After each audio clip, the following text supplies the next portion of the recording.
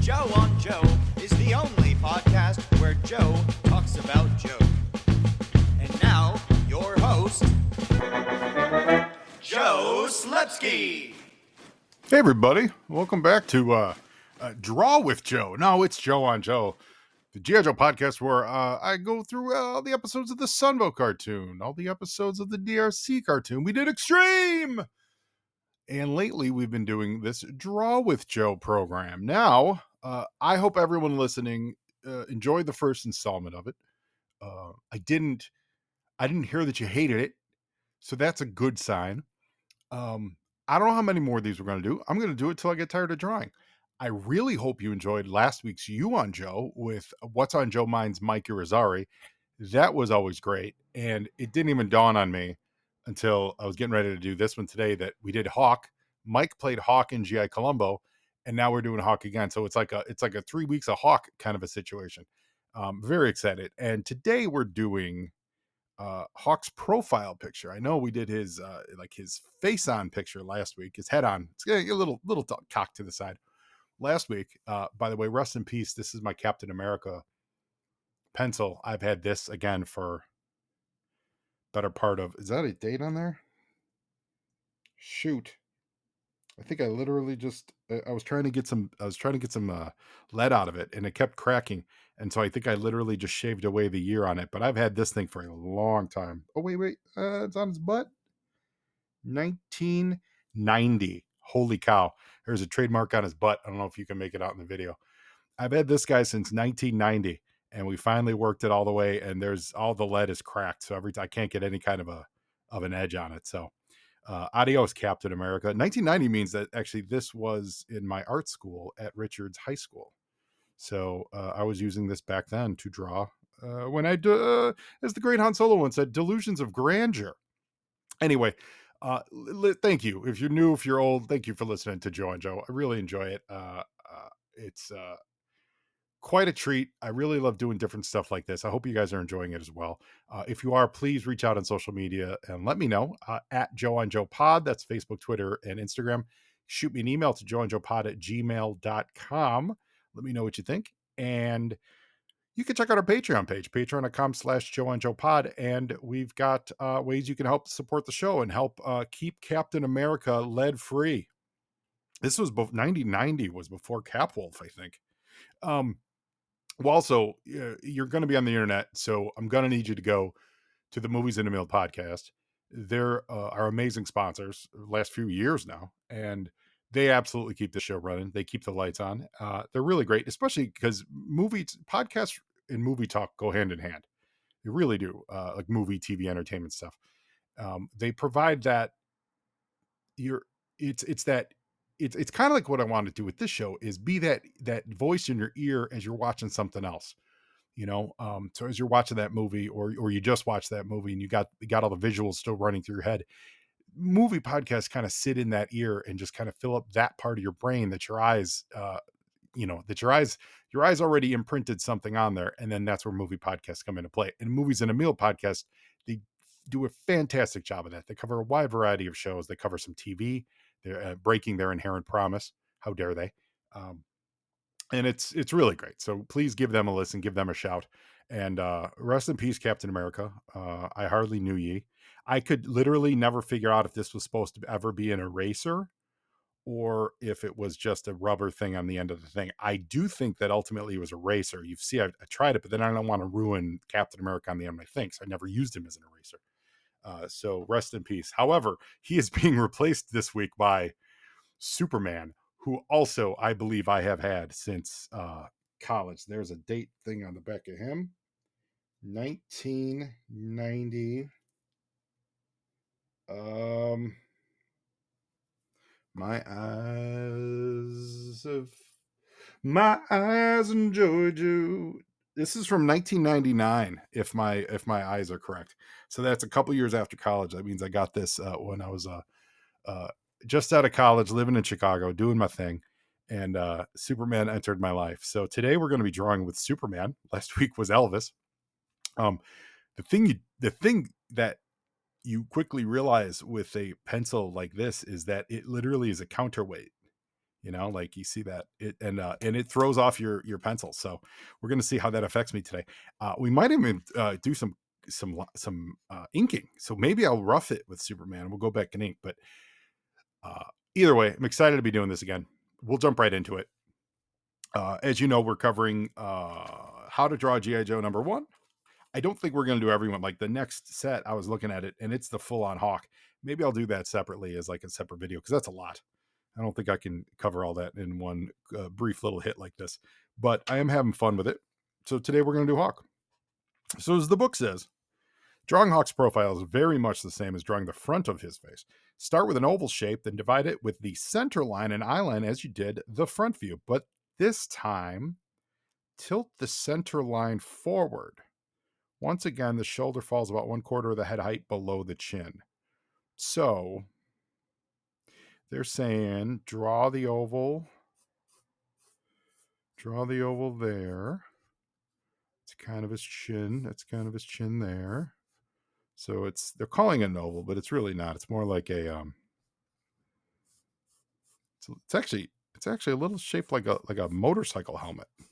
That's kind of the shape it takes. I've never had those posable body statues that artists use. You know what I mean? The ones that look like mannequins. I've never had one of those. And every time I think about like I need to get one just because I like them and you could do cool poses with them, I go, yeah, but I don't really draw all that much anymore. So who knows? Maybe by the end of this, maybe we'll get some posable things. So that's a little off. It's a little off. It's a little off and again, Superman's throwing off. It's a little off, but that's more the base of the skull there. There. Here we go. It's a little heavy, but whatever. So then they're saying the squares in the center.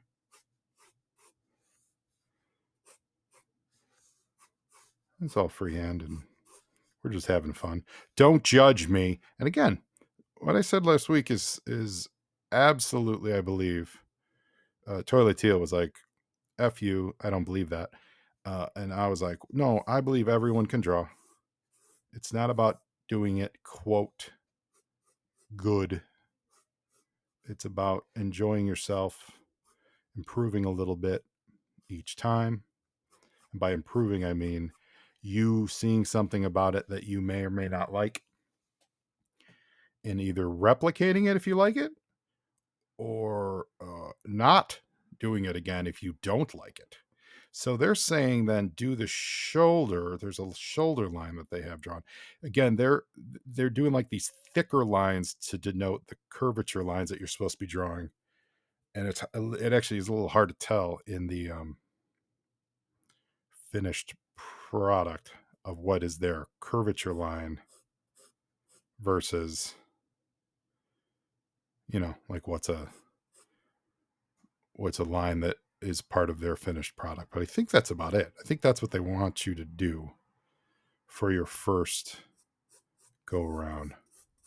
And I'm a little heavy here, so I'm not even going to screw around. I know I'm heavy there, so I'm going to erase that. And I'm going to erase some of this. And I'm going to erase some of that. So let's talk General Hawk. My first Hawk was General Hawk. And I loved my General Hawk. He was awesome. And I never had a Hawk until, like an original OG Hawk, until very recently. I finally got one. I believe it was last year. I finally picked one up at a show. Or online, I forget. For a good, decent price. But I wanted a nice one because I was like, if I'm going to get him, I'm going to get him nice. And he's really cool. But what dawned on me is as I was looking at this stuff, I think I'm a little bit of too much of a slant there. There you go. As I was working on this stuff, is what we call General Hawk. He wasn't General Hawk. He was just Hawk. Like I'm trying to say, like the file card still just said Hawk. He wasn't technically called General Hawk on a file card until he got that crazy spaceman outfit, which is a whole different kind of conversation. Again, locate the eyes, nose, mouth, and ears in the same relationship as the front view. Know, however, that the ear is located on the central line of the profile. His head balances on the neck like a block on a cylinder. So now they want us to do, that's your line. They want your ear to be like this.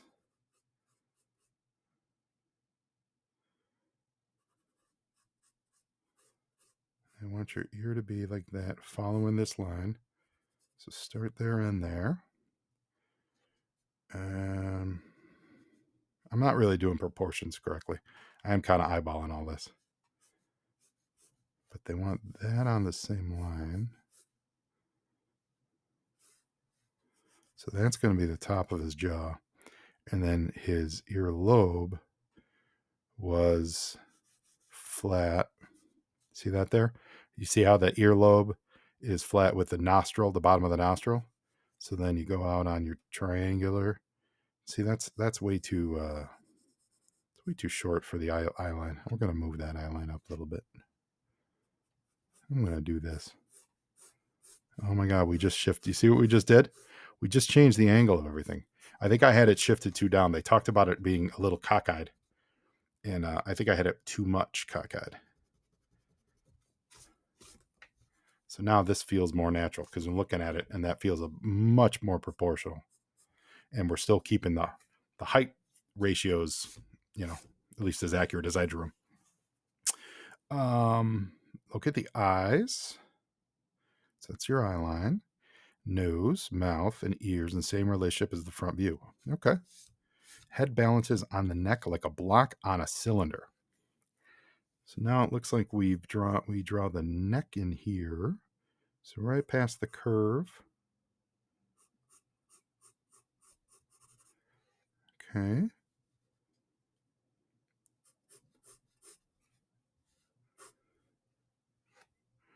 These seem to be the guidelines. And it looks like his chin's a little. I'm going to do this. I'm going to cheat a little bit and bring that chin up.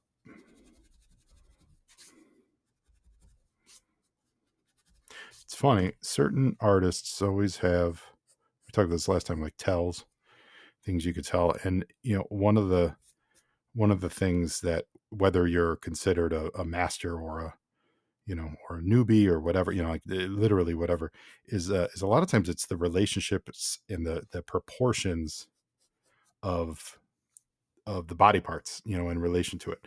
For example, I want everyone here to Google the master, and he's, listen, he qualifies as a master at this point. His stuff has been adapted and translated, and he certainly has done a ton in his day. Jim Starlin. And look at his work, and he draws a really elongated midsection, like some I would say unflatteringly so, and some just stylistically so. But his midsection is always really, really elongated, and that's one of the tells that, like, it's the kind of thing you use to identify artists when you're looking at art and you don't really know who drew it, things like that. You look for different tells like that. So, like in this case, like his chin would have been too low. You know what I'm saying?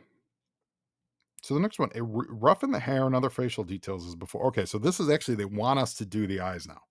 So we're going to try this here.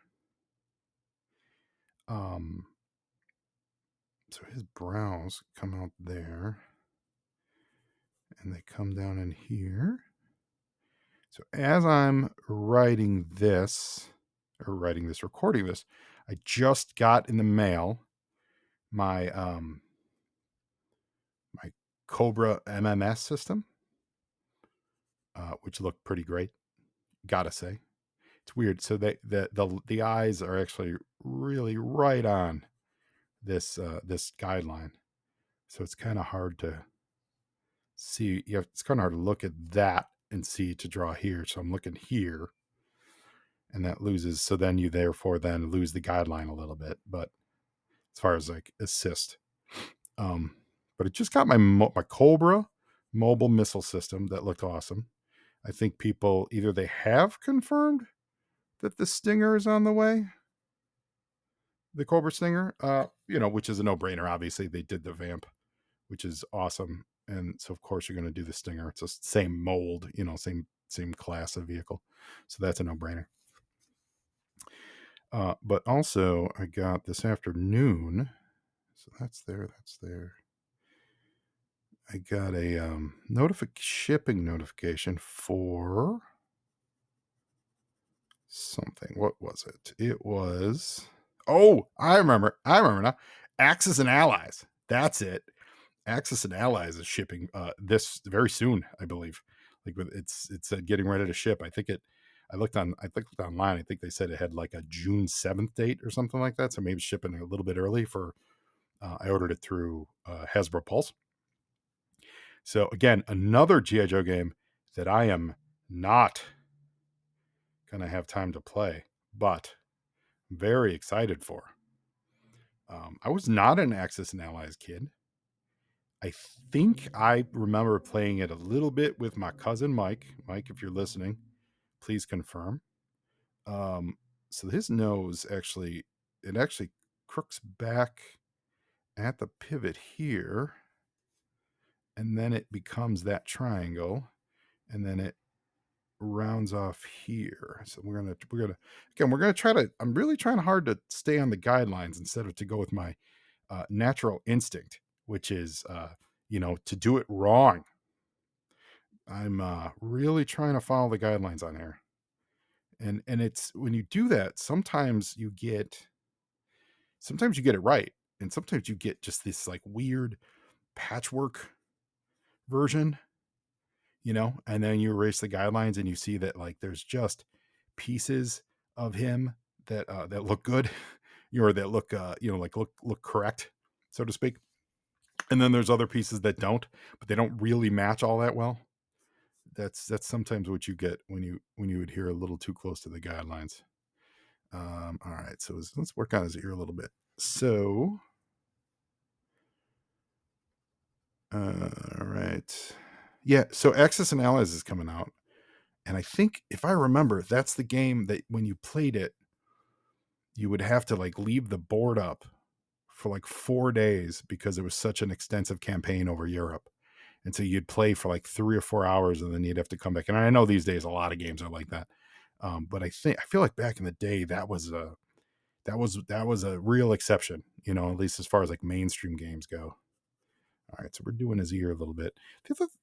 And being the only boy in the house growing up, we played a lot of board games. So it wasn't a board game thing, but like there wasn't a lot of interest in playing the GI Joe stuff. Although my sisters would throw down on a GI Joe, like the Commando Attack. I believe, if I recall, my sister Lori and I would play that a lot.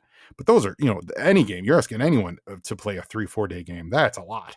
So that is, that's no craziness. But like I feel like I did like a sleepover weekend or something. My cousin Mike and we busted out a game of Axis and Allies, and I really want to say that's the only time I've ever played that game. So I don't know what we're going to do with this GI Joe one. I don't know if I have space to keep it up for weeks on end, but we're going to give it a shot. So he's got this little, it's this cheekbone. How are we doing this here? Okay.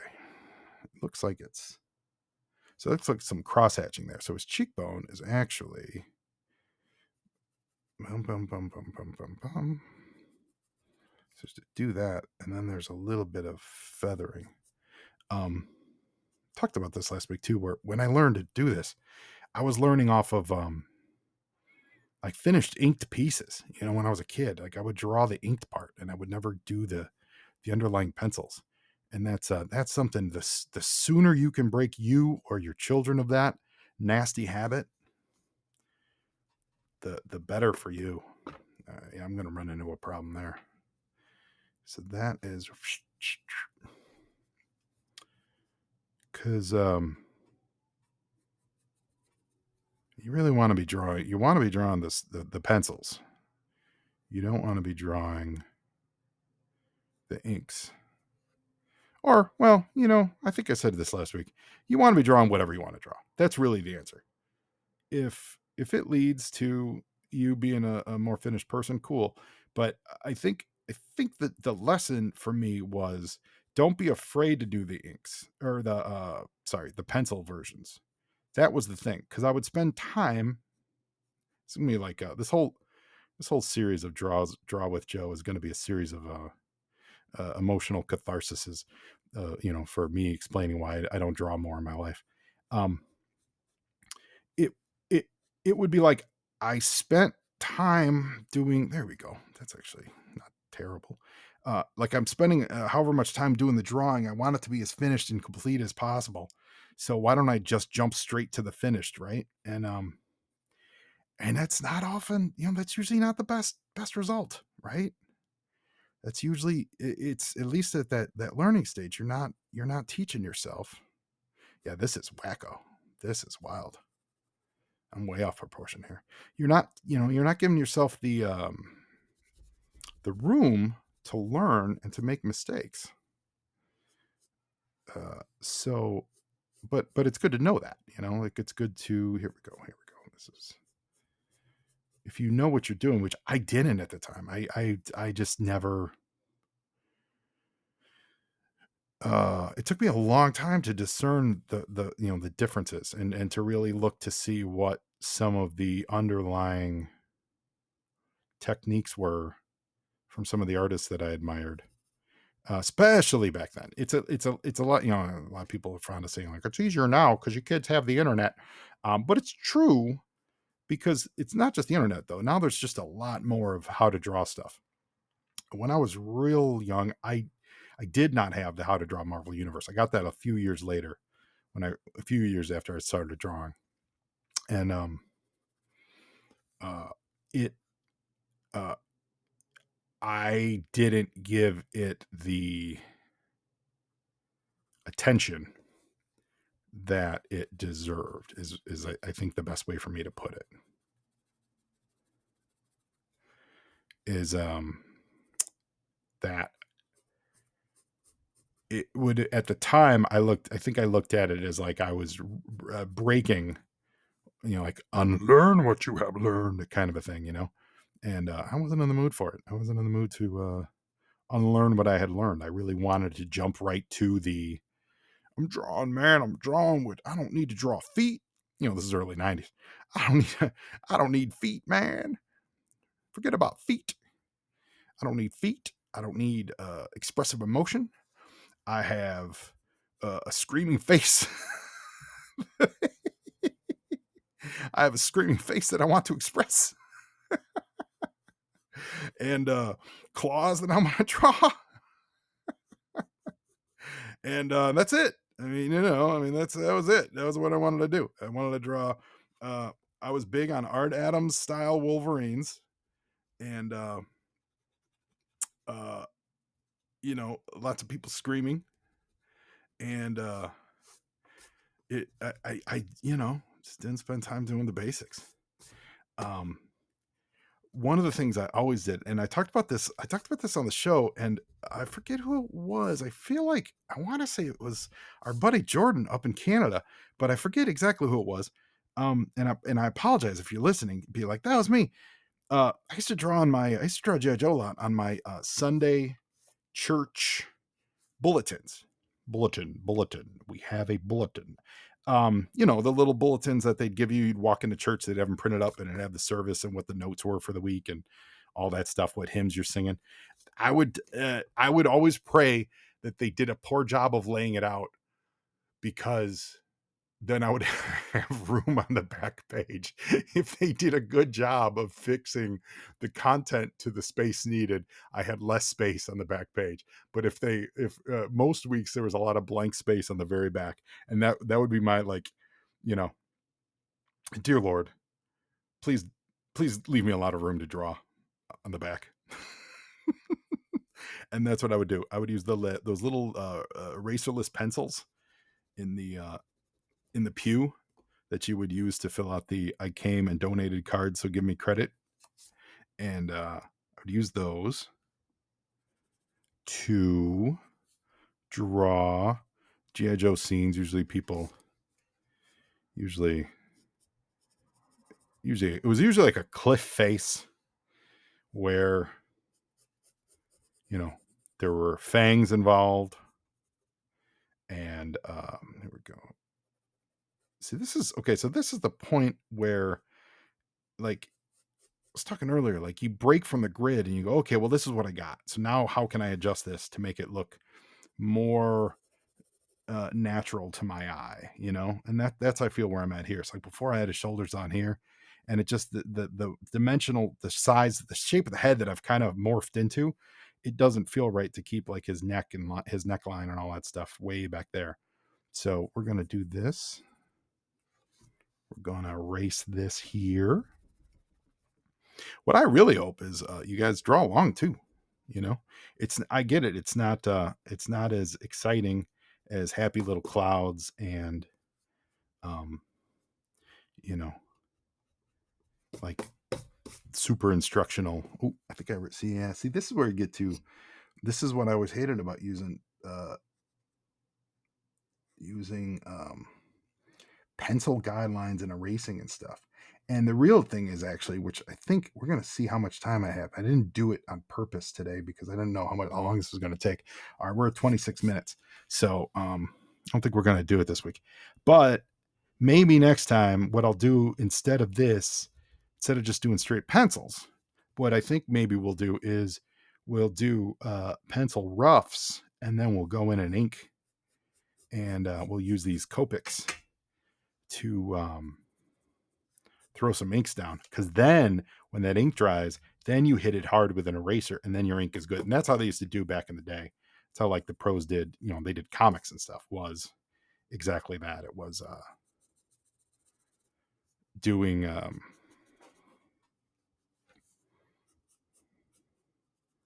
you would lay your pencils down, and then the inker would ink it, and then they would just literally erase.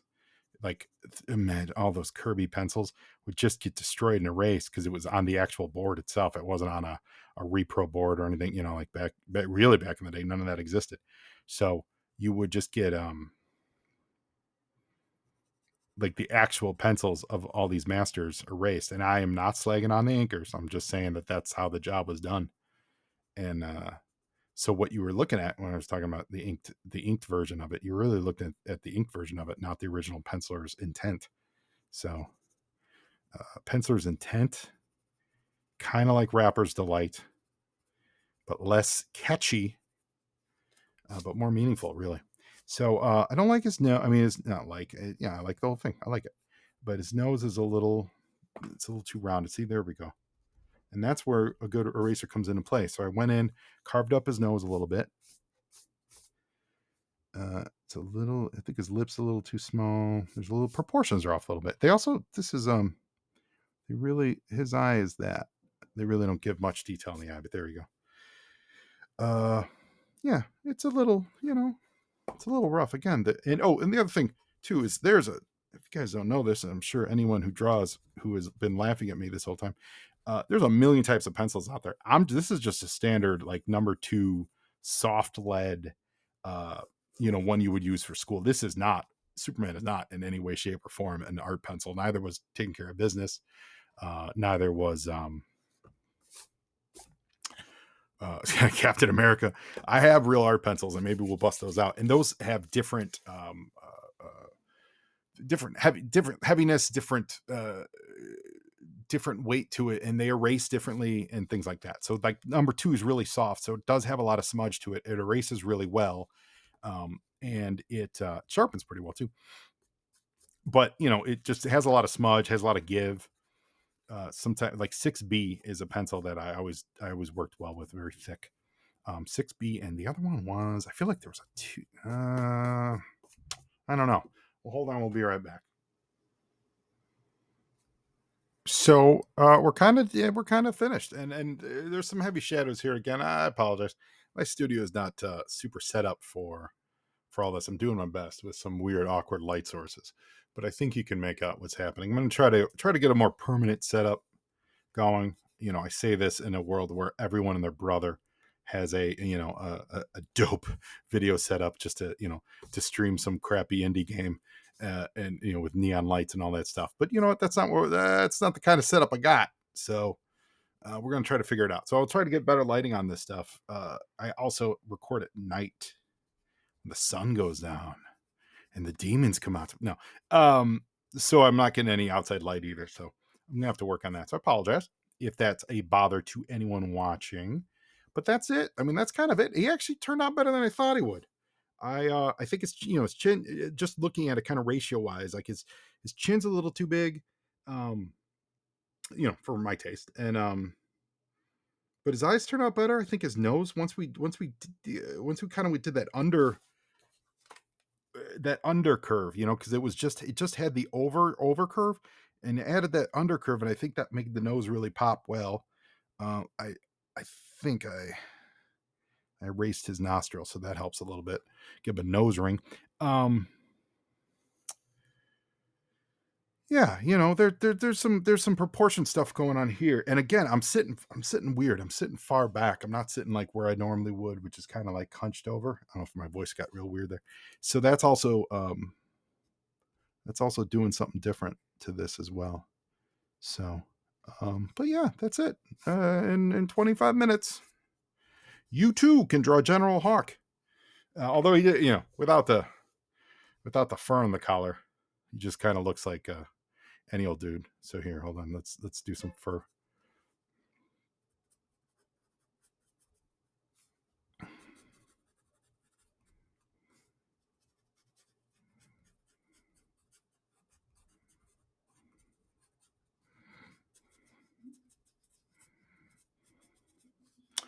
Giving them a few listeners, and for the audio only listeners, I'm doing my best to talk to myself and talk to you. So I hope that's also entertaining.